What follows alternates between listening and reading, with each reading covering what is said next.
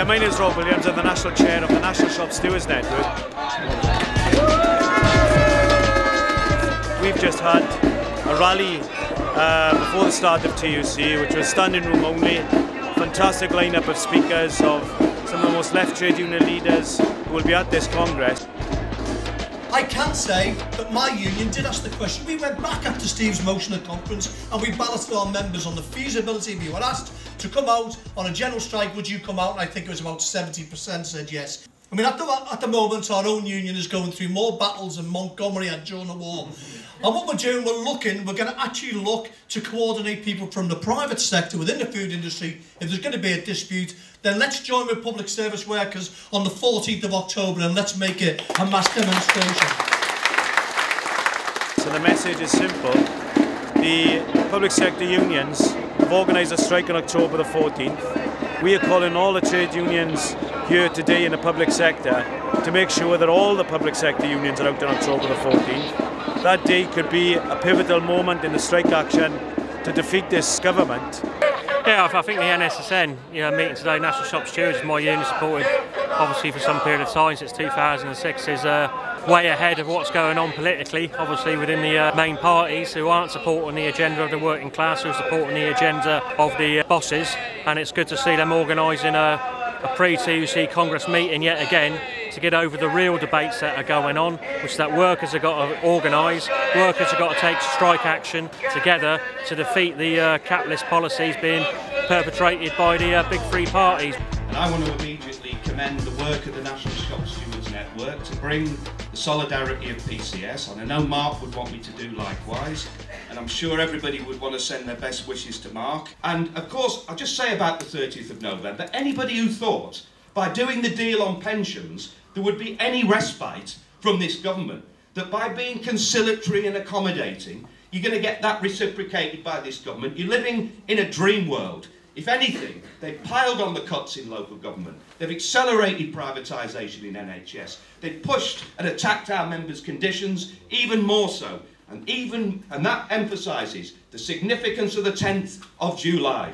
That was a very important stage in this battle. It wasn't the final stage. It's not the beginning of the battle. We're committed to action in October. We want to generate and build the widest possible support, not just of public sector unions, but private sector unions as well in October. But now is a perfect opportunity with a general election looming. And at times you can't make it up. Some unions are balloting to take industrial action against a Tory Liberal pay freeze, and representatives of those same union go along to a policy forum and vote in favour of a Tory Liberal pay freeze for the first 2 years of a Labour government. You can't make it up. Cameron has already said it.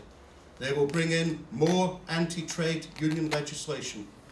They will raise the thresholds of ballots so that it's 40% or 50% threshold, which will effectively mean that no one will be able ever, under a trades dispute, to reach that threshold. This is from a government that couldn't even form a government. 23% of people voted for the Conservatives, yet they want to put thresholds up to 40%.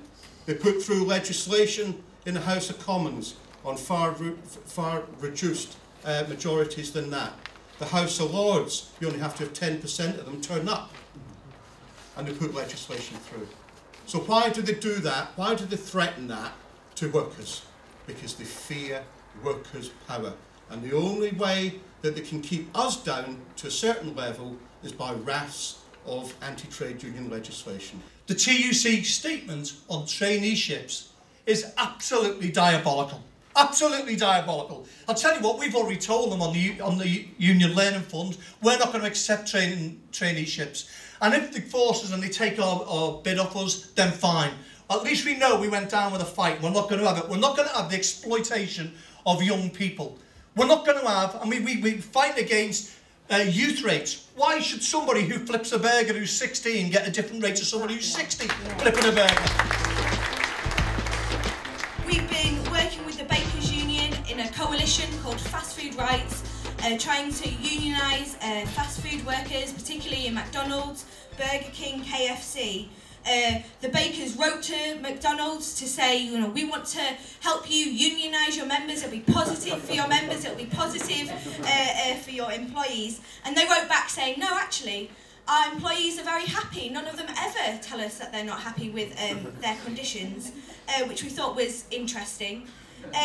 But in America, to help their employees, McDonald's have produced a budget for their low-paid workers so that they can plan their poverty pay, make sure it lasts till the end of the month.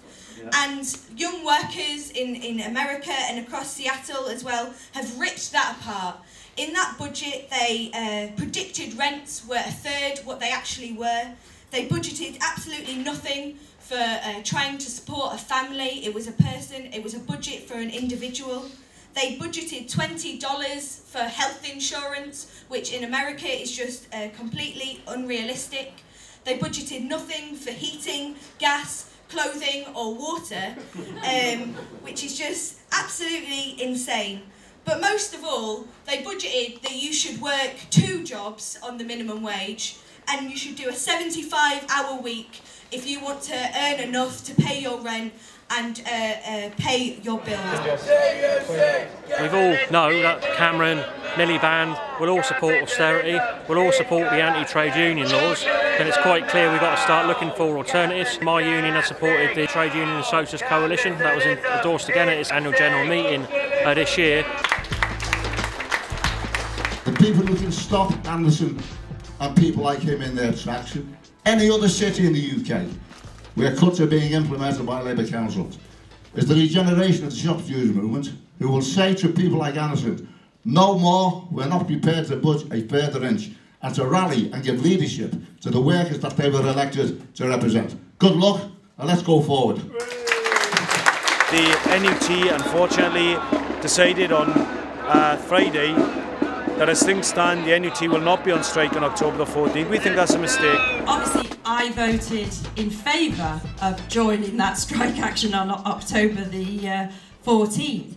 But in Congress, over the next few days, there is an opportunity to vote for coordinated strike action. The unions, there's a motion on the table, and my own union, I know, will be supporting that, in support of that. We think that they should get back round the table, organise another special executive and reverse that decision. And really I'd appeal to anyone here, go talk to the NUT, say look, let's get back on strike on October the 14th. So that's really the message here. It could be a fantastic day of action. It could be a real step forward because the health workers are being balloted as well. So workers should strike together on October the 14th. If they do another action called and organised, we can inflict a defeat on what is a weak and divided government. What we have to do in setting out and winning confidence in the idea of action, of using this as an opportunity to set out as a political alternative, but to use this as an opportunity to build up confidence in working class action. Solidarity not just as a nice word, but solidarity in action, to put pressure on the politicians, to use the enormous latent power of the British trade union movement. That's why they attack us, that's why they tie us up in anti-union laws, because fundamentally they still fear the power of trade unionism. Let's make sure we use it.